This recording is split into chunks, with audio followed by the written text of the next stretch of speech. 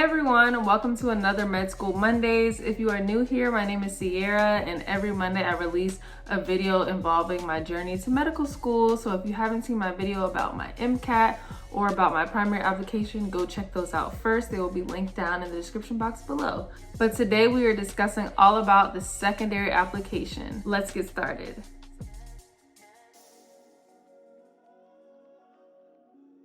So when should you submit your secondary applications? The general rule of thumb is to submit them within 2 weeks of receiving them, and some of them even have strict 10-day or 14-day deadlines on when you can submit them. So I try to get everything done within 2 weeks of receiving them. So I received my first ones around July 11th, but I continued to receive them all the way through August. So I kept a Google document of the date I received each secondary application, and I kept this list so that I was able to keep track of when I submitted each one, just so it could be more organized. So I have my Google document right here. I can see that I received my first ones on July 11th, and I submitted all of those around the 26th, which is about 15 days. And each of them follows that pattern. So the ones I received on the 13th, try to submit by around the 27th, 28th, and so on and so forth. And I spent my entire July basically working on these secondaries, and I ended up submitting my last one by like August 5th. So I wanted to be done so I can have August as my month off, just as a break. But I ended up doing a couple the first week in August, and then after that I was pretty much done all of my secondaries. Should you pre-write your secondaries? If you have time, yes, I would suggest to start pre-writing your secondary applications, just because it makes the process a little bit easier. I will link down the SDN forum that links all the schools' secondary application questions. Sometimes schools change their application questions, so just be aware of that. But for the most part, the questions should be the same. So if you have the time and you're not doing anything else, then I would suggest pre-writing. Is pre-writing absolutely necessary for you? No. For me, I did pre-write some of them. So I didn't pre-write all of my secondary applications, but I also was lucky enough that the job I was working over the summer involved me being on the computer for about 9 hours a day. So because I wasn't literally doing work for 9 hours a day, I had a lot of downtime and free time. So I would spend that time writing my application questions during work. So I had the time to write it then and there, but if you know you're not gonna have time to write them and you have some free time beforehand, then I would recommend pre-writing them just to get them out the way. I basically uploaded all of the secondary questions onto a Google Doc, and I gave it to my mom and my grandmother, who were gonna help me edit them. So I just went through and wrote all of them, and I put the character or word count max next to it just so I knew. And I just kept this running Google Doc of all my essays just so I can have it on one platform so I can edit it and just have that together. And I would just work on that literally every day for the month of July. Now, I just want to give you a little bit of information about the application. So the secondary application isn't just the 3 or 4 questions that's listed that you think you have to answer the essay questions. It's also a lot of other questions about your personal biographical information, and also stuff about the classes you took and questions like that. So make sure you have enough time to be able to finish all of your secondary applications, because it will ask a lot of the same questions that you already answered on your primary application, such as the classes you took, the grades you received, and just a lot of information about yourself. So just make sure you have enough time to be able to answer those questions and not just the essays. Another thing that a lot of secondary applications ask for is a headshot and a resume. So just make sure you have your resume ready and up to date so you can be able to upload it for that secondary application.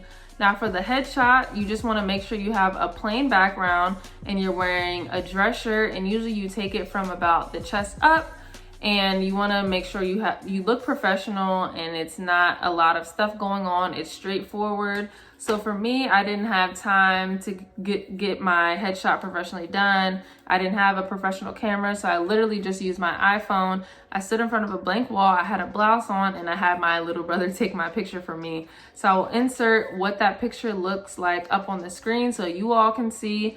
But really, you just need to make sure you have a blank wall, a nice shirt, and someone to be able to take your picture. You don't need to go all out. A lot of schools require you to take a test called a CASPer, which is an ethical based type of test where you answer ethical questions, and you have a very short amount of time to answer those questions and submit the test, and you don't receive your score back on it, but some schools use it as a part of your application.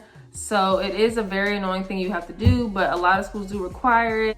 It takes about a month to get your score back, and a lot of schools require the CASPer test in order to count your application, your secondary application, as complete. So a lot of times you'll need your primary application done, your official test scores, your letters of rec, and then you'll need your CASPer test in order to be marked as complete and to be counted as submitted. For me, basically the way I prepared for the CASPer test, I didn't prepare a lot for it because it isn't something you need to spend days or weeks preparing for, but there is an article that I will link down below that had a way that you can do well on the CASPer that I followed. There's an acronym, PPRDJ. So PPRDJ stands for problem, perspective, responsibility, decide, and justify. And this is basically where you identify a problem, you show you understand both perspectives and both sides of the issue, you state what your responsibility is in this situation, make a decision on what you're going to do, and then you justify that decision. I'll link the article down below. Check that article out, and that should help you prepare for it. But honestly, it's not something you really need to stress about. It's honestly just a lot of ethical questions that you should be fine on. Just make sure you take it about 4 weeks in advance before you want to submit your secondaries. So I made sure to take mine like in June to make sure by the time I submitted it in July that I was all good. And it also costs about like $10 per school you're sending it to. So just keep that in mind, that it is another fee that you have to add in. Now on to the juicy information, the most asked secondary questions and how to answer them. Also keep in mind character counts or word max counts. Just because something has a max does not mean you need to get to that max. If something asks for a 300 word count limit, if you're only at 50 words, okay, that's obviously you need to write more, but you don't have to hit exactly 300 in order for it to be valid. The three most commonly asked questions: why this school, the diversity question, and the adversity question. So to start off with why this school, my main tip that I would have is make sure that you pull up the school's website. And what I would do is I would have the school's website on one side and my Google document on the other side. And I would pull keywords directly from the school's website, such as their mission statement, the specific name of programs, specific things that the school have on their website. Make sure you include that so that the school knows that you did your research. So if the school's mission statement states that they're looking to create doctors that want to work for the underserved, then you can use that in your essay and say, my passion is to work in the underserved. These experiences that I have led me to want to be able to do that. That's an example. Or if they have a free health clinic that the students run, you can say, this health clinic by the name of blah, blah, blah is something I would be very interested if I was in a student here, because this is very closely aligned with my professional goals. You want to be talking about yourself, but you don't want to be talking about yourself too much to the point where you're not even adding in anything specific to the school. So you want to make sure you definitely add a lot about the school, then talk about why this aspect of the school interests you. So you just want to make sure you have a combination of both, a little bit about yourself and about the school. So those specific keywords will help that essay. And this is also an essay that a lot of the essays that you can reuse for secondaries, but this is one of the essays you can't reuse because every school is different. So just make sure that you look on the school's specific website, put specific information about that school in this essay. Also, don't underestimate location as another reason, although it might not sound as important, but location also is a big factor in a lot of people's decision. So for example, if it's a very diverse city or a city that has a large underserved population, you can say that as a reason for wanting to go to that. Or if it's a city you're from, or you have a lot of family members or close ties to that city, then also include that in why you want to go to that school, because you can say something like, my family lives here and it's very important for me to have family support as I transition into medical school, because that extra support will be something that could benefit me, or something along those lines. So don't think that you shouldn't include anything about the city, because the city is a big decision in where you're going. Now, the adversity question. This is a question I really struggled with, because a lot of them asked about times that you failed in the workplace, or, and I was still a student. I didn't really have a lot of work experience. So I felt like I didn't really have big challenges in the workplace or a big thing that I messed up on. Most of the questions asked for a non-academic related challenge or obstacle that you had to overcome. So for some of them that were more general, that just said, name a challenging time in your life or something in your life you had to overcome, I talked about my personal experience growing up and about having divorced parents and financial difficulties I experienced. So if it's a more general question like that, if you have anything just in your childhood that was, you know, more difficult than others, you can definitely include that to talk about overcoming something in your life. However, some of them were more specific, like name a challenge one time where you had to do this, or names a specific challenge. It wasn't just something you had to overcome in your lifetime. So for that question, you can talk about sports, because especially at 20, 21, 22, especially when you're in your lower 20s, you don't really have huge obstacles that you had to overcome so far in your life. That was my issue. That's why I couldn't figure out what's right for this question, because I feel like I didn't have anything huge to write about. But little small things also can count as obstacles, as long as you show that you improved and that you somehow overcame it and changed what you needed to do. So I've used sports as an example of a time that I faced a challenge or adversity, and I know a lot of people played sports throughout high school or even college. So if you have a good sports story, don't be afraid to use that. Or not even just sports, any extracurricular thing you do outside of school, anything that's not school related. If you face something difficult in your hobby or in your craft, then don't be afraid to use that. It doesn't have to be something in the workplace specifically that has, you know, been a huge obstacle. It can be something that is something you enjoy to do.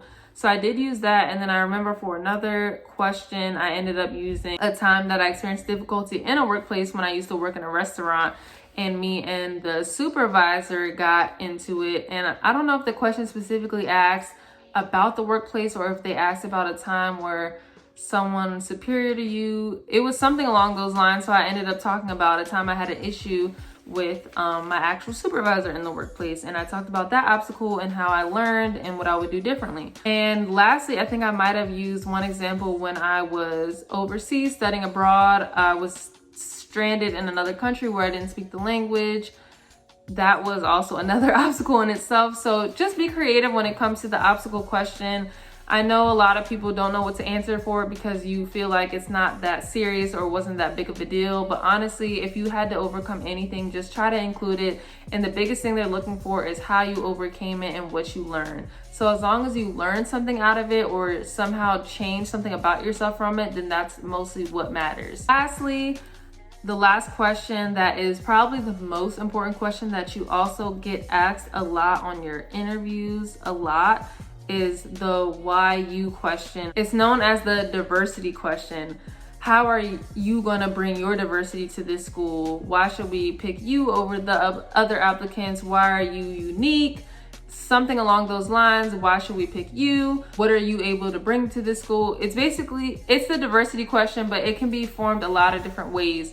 But it's basically asking the same thing, and it's asking what is unique about you and what you would contribute to this school. So a lot of people get nervous when they think of diversity, because a lot of people think of diversity just in terms of race, and they might think that, oh, I'm not a diverse race, or I didn't grow up in a diverse area. But diverse doesn't just mean your race. It can mean a lot of different things. It just means the different unique experiences you had that contribute to the diversity of the school. So it doesn't mean you have to be mixed ethnicity in order to be accepted at school. It just means you have to have diverse experiences. So for me personally, I basically use, this question is a question you can reuse. You might have to tweak a little bit, but I used the same standard form of this question and was able to reuse it for most schools. And for me, I talked about how I lived in several different states. My dad actually played professional basketball overseas for 11 years. So when I was younger, I actually lived abroad for quite a few years. I lived in Europe. My mom is originally from Philly. So once my dad retired, we originally lived in Philly for the first half of my life.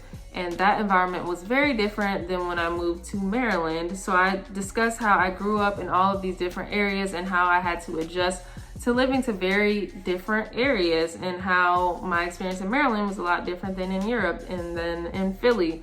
And then at 18, I moved out and I started school in New York City. And living in Queens was a whole nother experience in itself, because Queens is known as being the most diverse city like in the world. So I had to experience that and moving to a new state. So all of those experiences helped diversify me because I was able to adjust and adapt to living in a lot of different environments, which is a trait that is important as a physician because you have to adapt and adjust to a lot of different cultures and environments. And another thing I also discussed was studying abroad, because again, not a lot of people can say that they lived abroad and they studied abroad. So that was another thing I added to my diversity. And another experience I added was while my volunteer work. I did volunteer while I lived in New York. I volunteered in a hospital, and it was in Brooklyn, and it was a very, very high immigrant population there. And it was very, very diverse and it was a lot of different cultures. And we actually even had a cultural training before we were able to start working there, because we learned a lot of body language and a lot of signals are different for different cultures. So in certain cultures, it's rude to look someone in the eye, and in certain culture, it's rude to shake a woman's hand. And there's a lot of different things that are different. So working at that hospital in New York that has a large immigrant population, I was able to work with a lot of different cultures and different races, and I was able to gain that experience working with a lot of different cultures, and I was able to adapt and learn, which is a huge part of becoming a physician, because you want to be able to adapt to each person and not just have a one-size-fits-all model. So that was a very huge thing that I discussed in my diversity essay. It was a combination of the way I personally grew up and how I moved around and how I experienced different things, and how my college experience was different from where I grew up. And I also talked about my actual medical healthcare experiences and how I was able to learn to work with a lot of different cultures because of the unique area I worked in. So if you can think of anything in your life that is just different than the norm, for example, studying abroad, or say you lived in Alaska or somewhere that's not common, or say you grew up in a town with, a certain type of people that was different from yourself, or if you volunteered in a place where people were different from you. It doesn't just have to mean that you're racially diverse. It just means that you have experiences that not a lot of other people have. So be creative when it comes to that question. They love hearing stories about your creativeness and your uniqueness. And, there's a lot of things that you've done or you experienced that a lot of people probably haven't. So if you think that you're the most boring, I just grew up in a 2-parent home, went to this neighborhood school down the street, I played football or I played soccer, and, my life was normal, I didn't do that much. Trust me, there's at least one thing about you or your family that is not common and that is unique to yourself. So don't think that you don't have anything special about yourself that you can add to this essay. Trust me, there's something that you can add, whether it be where you lived, a hobby you do, some type of skill you have that not other people have, somewhere you worked.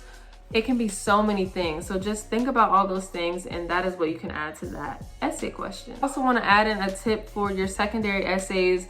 And do not just copy your primary application word for word. Do not just copy your personal statement, because you can always make it different than your experiences and your personal statement. Of course, you're going to have to use some of the experiences and some of the stuff from your personal statement and your actual essay questions, but you do not want to just copy it word for word, because they already read that in your primary application.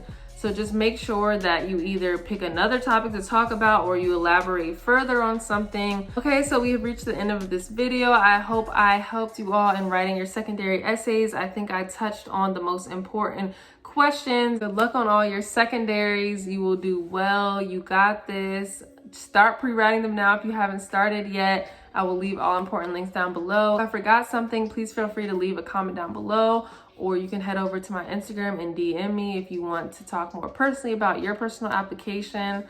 And I'm always here and happy to help. So thank you all so much for watching. Stay tuned for next Monday to see all about the interview process and tips and tricks I have for that process. Thank you all again so much for watching, and I hope to see you next Monday. Bye.